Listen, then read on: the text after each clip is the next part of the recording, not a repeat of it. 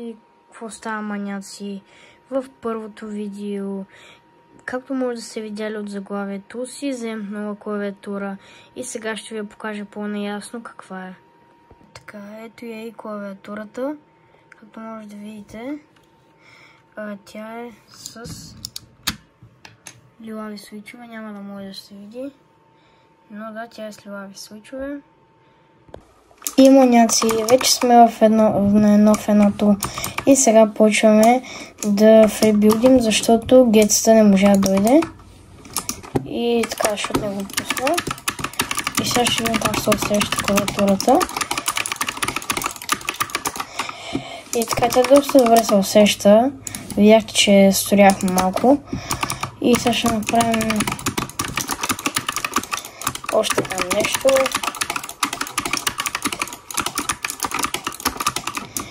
И така, за сега е прекалено лесно, защото като имаш нова клавиатура, в принцип се свиква бавно, ама ако го загрееш 5-10 минутки и почва да става много лесно на пръстите. И аз вече горе-долу свикнах, защото преди това направих една игра.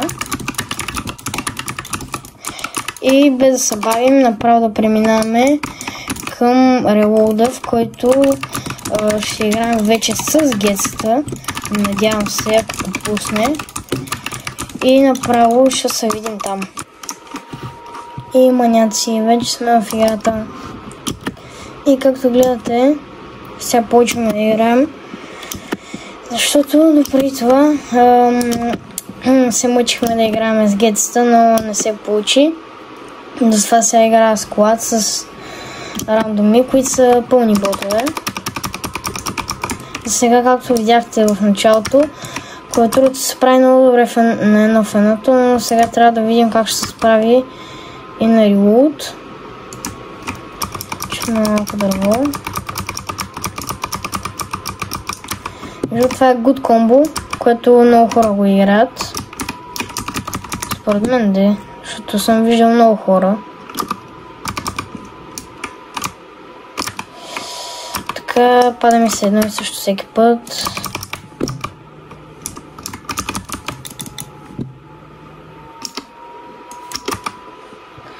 Така, тук има някакво пистолетче, което едва ли ще ми трябва. Така, междуто, не знам дали знаете магикърата. Тая игра е Victory, ако не направим много дълга. И направо ще ви включа в боя. Така сега бързо трябва да си намеря лут. Така, това беше... Добре, няма да се намеря.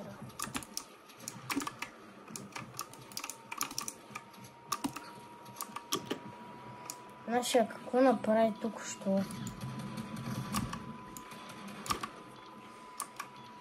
В принцип не се играе така, но...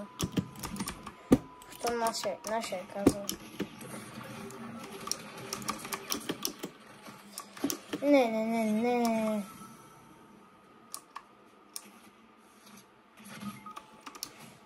Аз съм дед.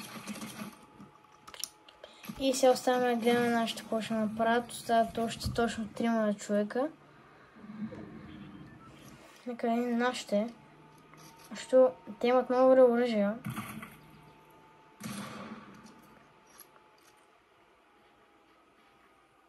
Окей. Добре, нашия ги играе. Сега ако отсъля си другия ще е перфектно.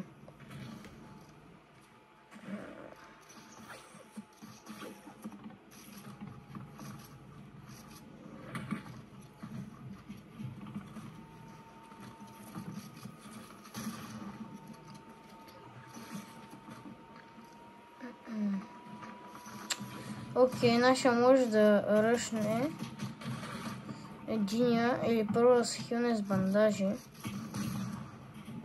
Но нали естествено няма да го направи, защото това са NPC-та, не са истински хора. И завършихме на второ място. Това беше от играта. И не забравяйте да се абонирате за канала, да лайквате видеото. И така на 50 фолуа ще има награди, т.е. giveaway, ще изтеглим победителя на 50 абоната за 1000 V-Bucks. И това беше от мен и чао!